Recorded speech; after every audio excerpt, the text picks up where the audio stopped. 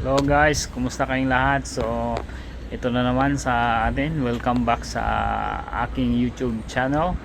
Ito si Makoy dito sa Sydney, Australia ay naka-base.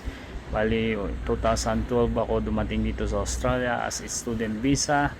At ngayon ay nagpapagawa tayo ng sasakyan dito sa kaibigan natin kay Brother Marvin Yakat. Ito yung shop niya sa likuran ko.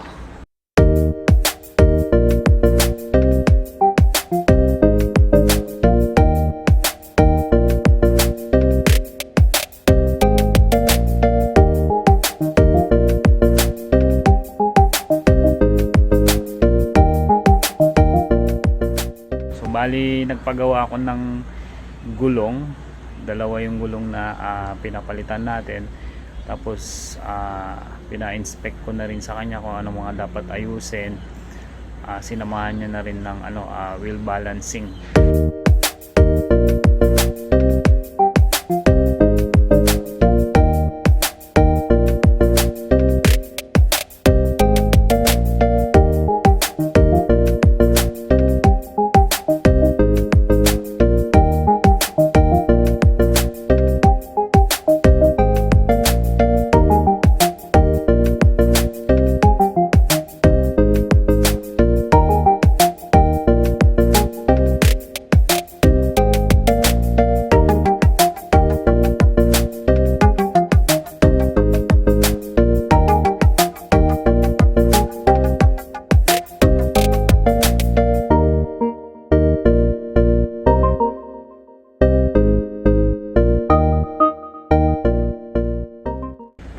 Pantay yung hindi nagba-vibrate yung sasakyan natin kapag nasa highway, kapag tumatakbo ng 100 kilometers per hour.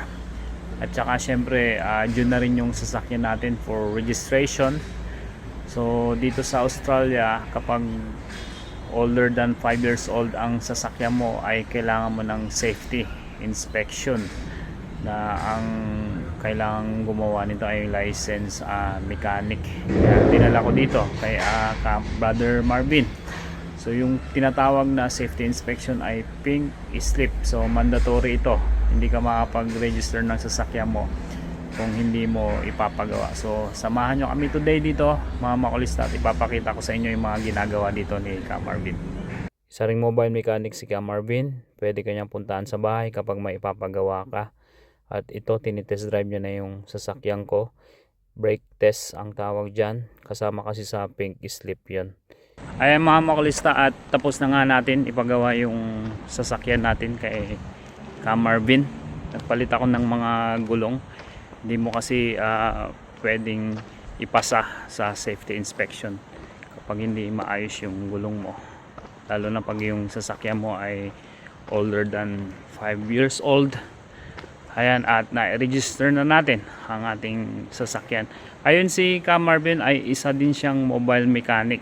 Gaya nung sinabi ko kanina, na kapag hindi ka makakapunta sa shop niya, ay pwede kanyang puntahan kung saan ka man lugar para maayos ang sasakyan mo. Dala-dala niya yung van niya. So very in demand dito mga makulista ang mekaniko dito sa Australia. Mayroong sponsorship din na pwede yung mga company ay i-sponsor ka, kukunin ka from Philippines. Pero si Ka Marvin, dahil kaka-start pa lang niya last year, ay mag-isa pa lang niya na gumagawa sa shop niya. Tinanong ko nga si Ka Marvin kung kaya niya ng mag-sponsor. Hindi pa daw. Mag-isa ka nga lang siya sa shop niya ngayon. Hindi pa niya kayang magpasahod ng mga empleyado. Pero ayun, kung gusto nyo punta dito sa Australia mga pakulista, very in demand ang mekaniko dito. Malaki din ang sahod. Maraming mga agency dyan sa Pilipinas.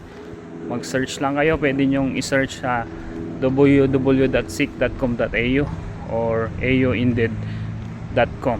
So ayun, makakahanap kayo ng mga employer na mag-sponsor sa inyo. So hanggang dyan lang mga makulista. Kapag may mga katanungan kayo about dito sa live dito sa Australia, paghahanap ng mga trabaho, ay mag-comment lang kayo down below. Sasagutin natin isa-isa. Bye for now.